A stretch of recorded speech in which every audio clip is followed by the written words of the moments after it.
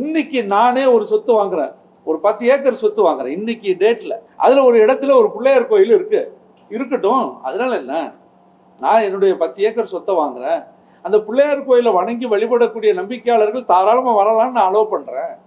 நாளைக்கு இந்த பிள்ளையார் கோயில் 600 வருஷத்துக்கு முன்னாடி இருந்தது, இதை எப்படி இவர் இந்த இடத்த வாங்கியிருக்க முடியும் அப்படின்னு கேட்க முடியாது. அந்த மாதிரி தான் அது திருச்செந்தூராக இருக்கட்டும், இங்க உள்ள சென்னையில் உள்ள கச்சேரி ரோடு பள்ளிவாசல் சொத்தாக இருக்கட்டும், அல்லது திருச்சியில் உள்ள இந்த சூரியூர் கிராமமாக இருக்கட்டும், எதுவாக இருந்தாலும் கோயில் இருப்பதை வைத்து ஏன் இப்படி மத துவேஷ பிரச்சாரம் செய்கிறார்கள் என்பதுதான் நமக்கு வேதனை. வக்ஃபு இடத்தில் கோயில் இருப்பது என்பதை பெருமிதமாக நினைக்கிறோம். கோயில் என்கிற வார்த்தையை பயன்படுத்தி எந்த விவகாரத்தையும் உருவாக்கியதே கிடையாது.